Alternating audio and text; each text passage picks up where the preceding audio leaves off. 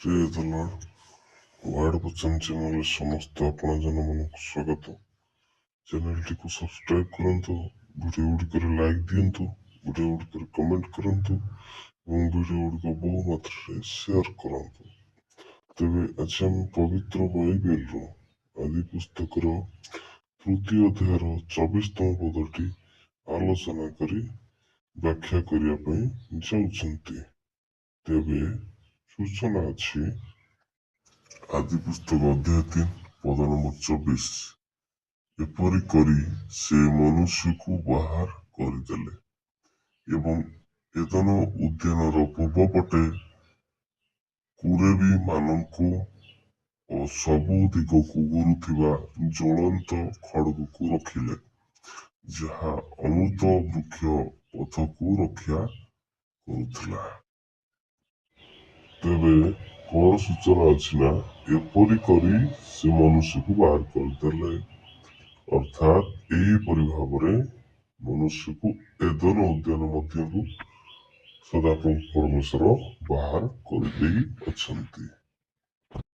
ଏପରି କରି ଅର୍ଥାତ୍ କୃଷି କାମରେ ନିୟୋଜିତ କରି ବା କୃଷି କ୍ଷେତ୍ରରେ ନିଯୁକ୍ତ କରି ସଦାପ୍ରଭୁ ପରମେଶ୍ୱର ମନୁଷ୍ୟକୁ ଏଦନ ଉଦ୍ୟାନରୁ ବାହାର କରିଦେଇ ଅଛନ୍ତି।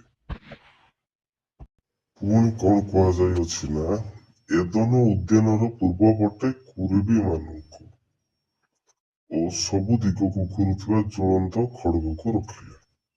ତେବେ ଏଦନ ଉଦ୍ୟାନର ପୂର୍ବ ଭାଗରେ କୁରେବୀ ଅର୍ଥାତ୍ ଦୂତ ମାନଙ୍କୁ ସଦାପ୍ରଭୁ ନିୟୋଜିତ କରିଅଛନ୍ତି ଏବଂ ସବୁ ଦିଗକୁ ଘୁରୁଥିବା ଜ୍ୱଳନ୍ତ ଖଡଗକୁ ରଖିଲେ ଏବଂ ଏଦନ ଉଦ୍ୟାନର ଚତୁଃପାର୍ଶ୍ୱରେ ଖଡଗ ଅର୍ଥାତ୍ ଖଣ୍ଡାକୁ ରଖିଲେ, ଯାହାକି ସବୁ ଦିଗକୁ ଘୁରୁଥିବ ଏବଂ ତାହା ଜ୍ୱଳନ୍ତ ଭାବରେ ସେ ଖଡଗଟି ବା ଖଣ୍ଡାଟି ଥିଲା।